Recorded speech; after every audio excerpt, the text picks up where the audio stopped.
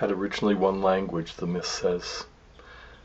That language is not English or Russian or Chinese or any common ancestor if there was one. It's the language of human nature, the language that makes both Shakespeare and Pushkin authentic poets, that gives a social vision to Lincoln and Gandhi. It never speaks, unless we take the time to listen and leisure, and it speaks only in a voice, too quiet for panic to hear, and then all it has to tell us when we look over the edge of our leaning tower is that we're not getting any nearer heaven, and it's time to return to the earth.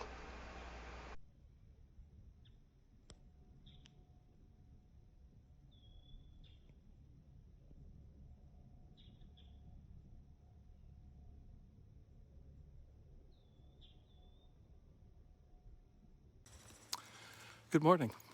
Welcome to my neighborhood. We're back in the forest today, hopefully not getting rained on.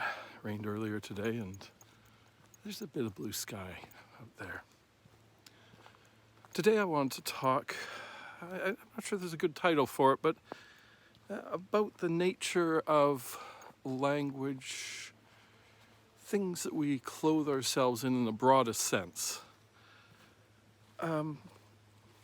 I was listening to a CBC radio program called Ideas, and on March 8th, they broadcast a very interesting show, which was a reprise of the 1968 Northrop Frye series, 6-part series.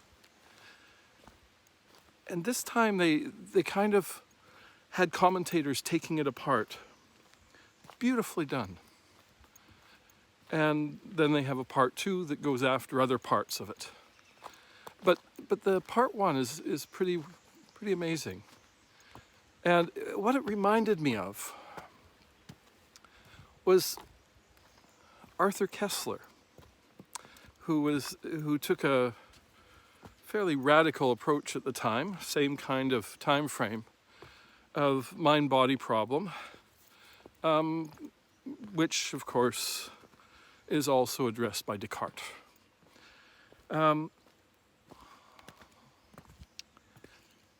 What struck me about this particular approach is a couple of lines, and I'll put them in a little bit later, but they basically, oh, there's the sun.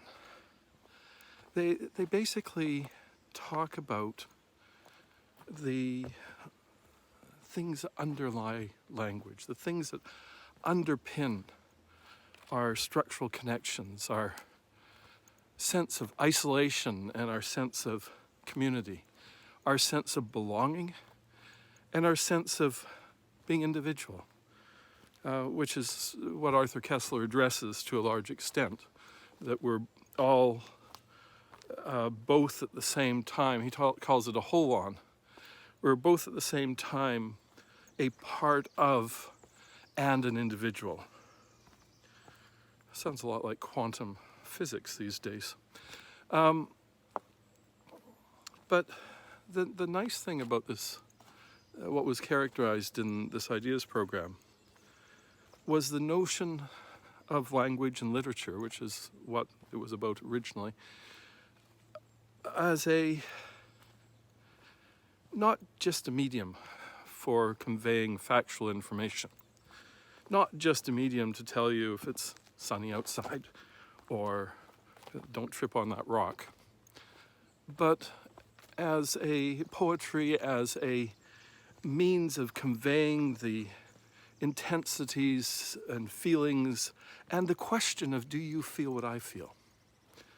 The empathy. But not just.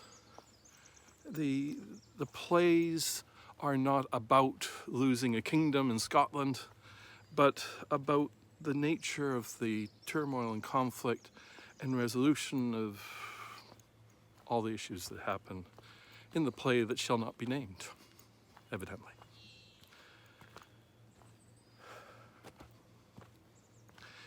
It's an interesting morning, and the reason why is that we're seeing a lot of focus on trauma, anxiety, and depression arising from isolation, job loss, and changes. Now, it's not always this. Some people are doing very well being isolated. They're being very creative. They're enjoying it, but even then, people are impacted. I see kind of a brittleness amongst people. I'm seeing divisions where people go one way and have one belief system and behave one way, and other people that have other belief systems. Right now, what's happening in British Columbia is we're getting a fairly rapid increase in variants of concern with the coronavirus. They just found for the first time the P variant, the one that's emerged from Brazil. And we have the B117, the Kent or UK virus, depending on where you are in the world, and the South African one. But there's no mention of the ones coming out of California and the ones coming out of New York. So, and I'm sure there's many other ones too. We recently had a care home where a large percentage of the residents and staff had been vaccinated early with either the Pfizer or the Moderna vaccine. And a significant number of people in the care home have tested again after their second dose with some variant of COVID, or some, we don't know which one at this point. So even when you get the vaccine, it's quite possible to get the virus again. And we hope, the hope is now, and we don't know yet, that these people who get the virus after being vaccinated, a good deal of time after they've been vaccinated, don't get severely ill.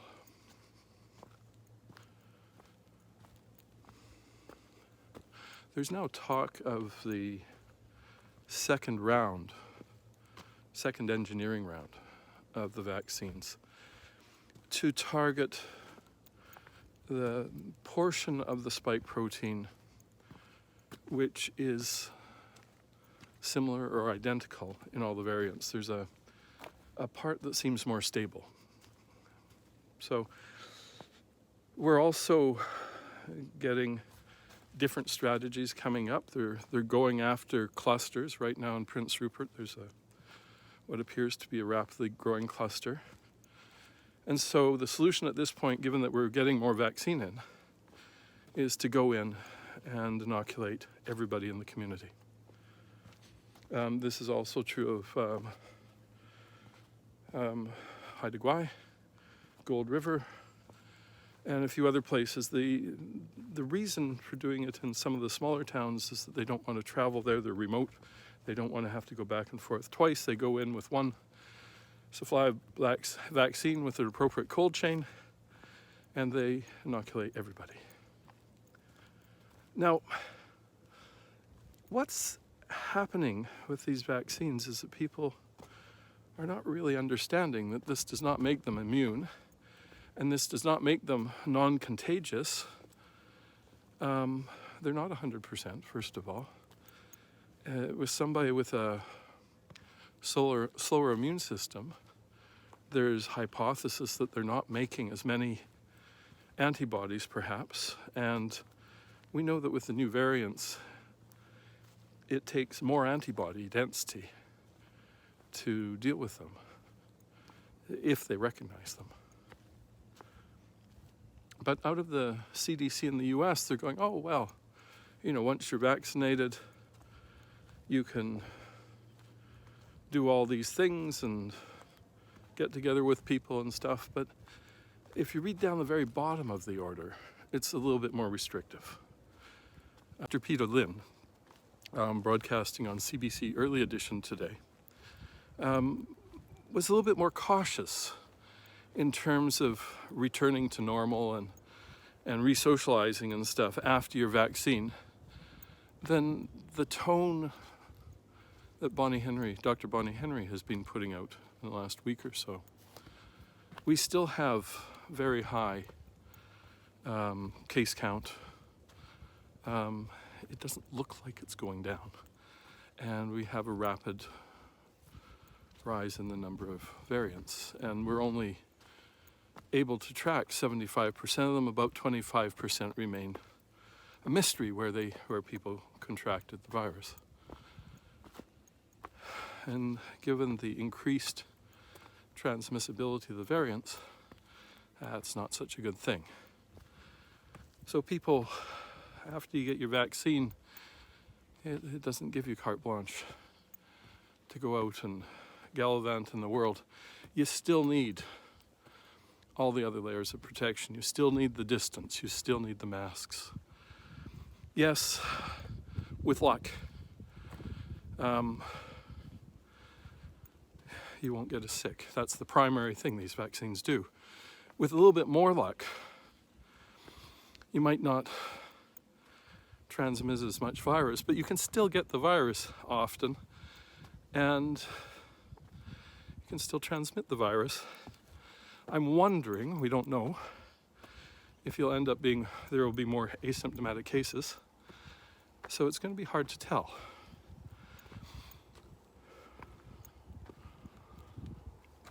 The problem is that it appears that these variants, as suggested by Dr. Swan on the Australian Radio National Coronacast, that these variants have emerged often in places like South Africa and Brazil, where you have quite a lot of people that are immune compromised with HIV.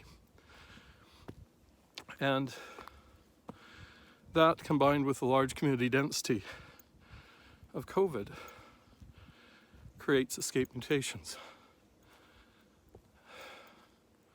This is exactly what we don't want to do. So I really appreciate that people are paying attention, that people are getting vaccinated. They always say the best vaccine is the one that you're offered, because they're all pretty good. I'm very grateful for Dr. Bonnie Henry and the proactive stance she takes based on good research and good communications with others in her position worldwide. I am, however, a little concerned about the idea of telling people that sometime later they can open up and do all these things, because our experience has been that the moment somebody says that, everybody goes, oh yeah, they said that, we can do it.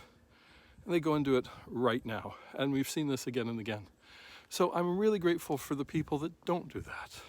I'm really grateful for the people that pay attention to some of the detail and understand that it isn't that we know all this stuff. We are learning this stuff day to day as we go along. And so the way this wraps into the original topic, one of language, is that the anxiety that people are feeling, the brittleness, doesn't have to be. We have a layer of self, according to Kessler, that's created, modulated, mediated by our experience in our environment and our community. Northrop Frye goes further and says, the thing that underlies all the language, the thing that speaks to us, the thing that we get from good literature is very quiet.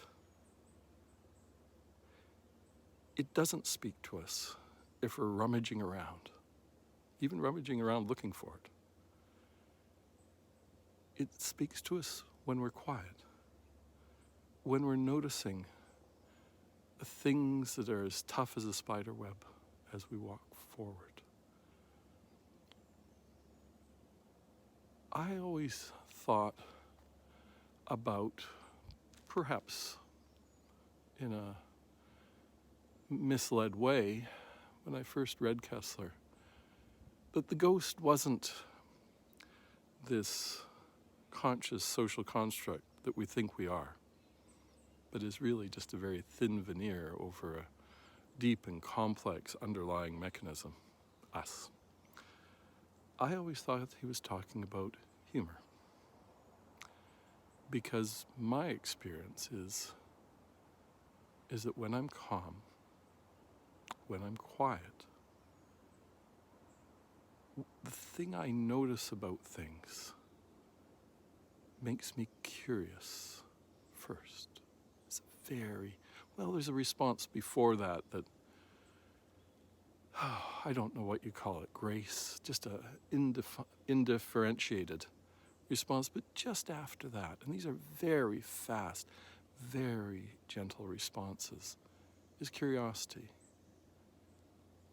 Then humor is just right beside it. And about a kilometer down the road in perceptual sense, you get fear and anger. So, Northrop Frye, Arthur Kessler, Descartes, mind, body, language, learning, curiosity, humor, and the underlying sense of being human in the world.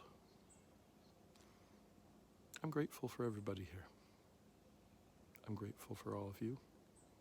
I'm grateful for those I haven't met yet. And I am curious. I hope you have a good day.